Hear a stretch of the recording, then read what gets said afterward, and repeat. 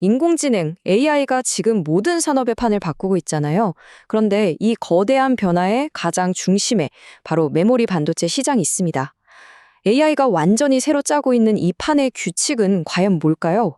지금부터 그 핵심을 제대로 파헤쳐 보겠습니다. 아마 많은 분들이 궁금해 하실 거예요. AI 열풍이 뜨거운 건 알겠는데 도대체 왜 이게 메모리 반도체 가격 급등으로 바로 이어지는 걸까 하고 말이죠.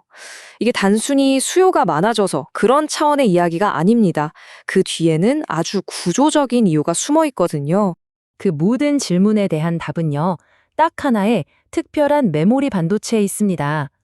기존의 시장 규칙을 완전히 새로 쓰고 있는 그야말로 진짜 게임 체인저라고 할 수 있죠.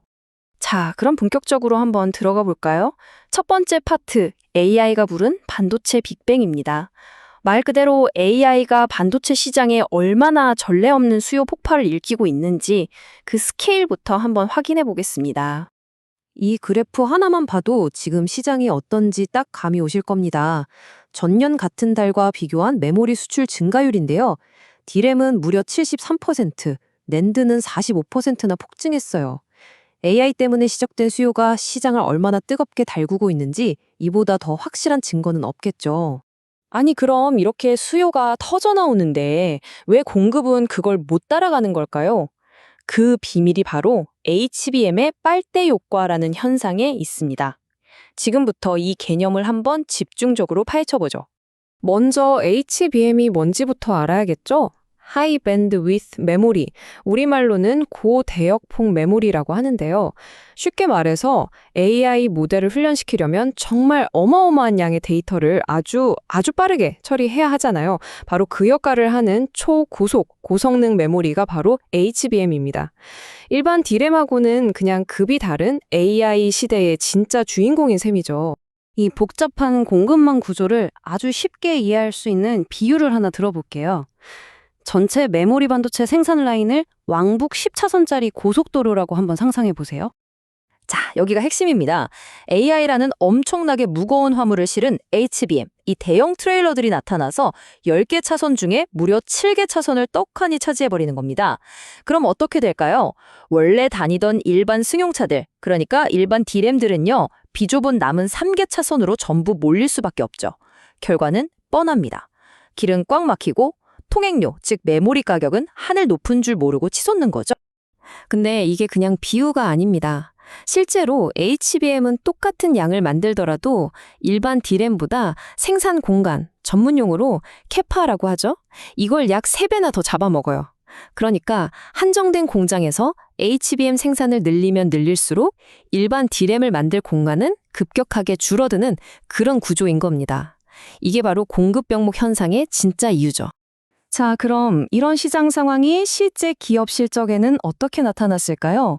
미국의 메모리 기업 마이크론의 최근 실적 발표를 보면요. 이 새로운 판의 위력이 얼마나 대단한지 시장 전체가 제대로 느끼게 됐습니다. 187억 달러, 우리 돈으로 25조 원이 넘는 숫자인데요. 이게 마이크론이 제시한 다음 분기 매출 예상치입니다. 시장의 예상을 아득히 뛰어넘는 그야말로 어닝 서프라이즈였죠.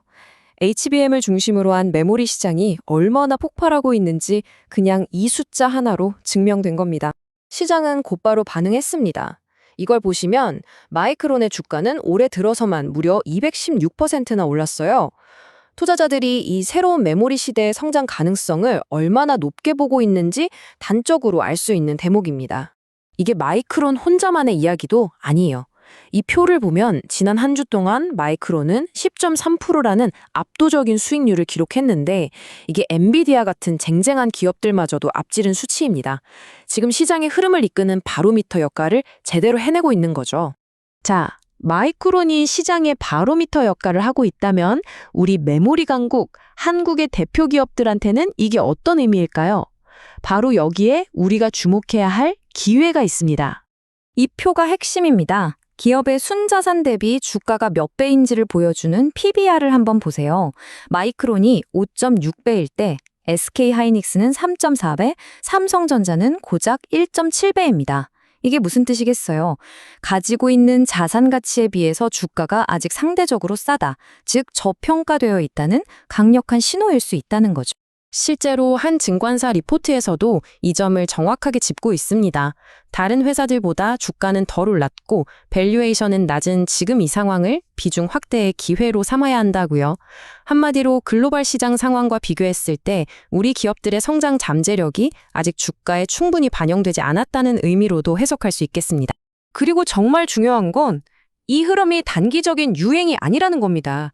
그럼 지금부터는 차세대 메모리 기술 로드맵을 보면서 이 시장이 앞으로 어디를 향해 가고 있는지 그 미래를 한번 들여다보겠습니다. 이 기술 로드맵을 보니까 미래가 더 기대되지 않으세요?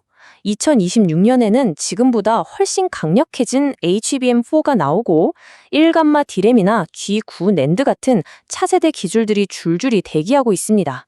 메모리 시장의 장기적인 성장 엔진은 이미 뜨겁게 달궈져 있다는 얘기죠. 그리고 미래가 HBM에만 있는 것도 아닙니다.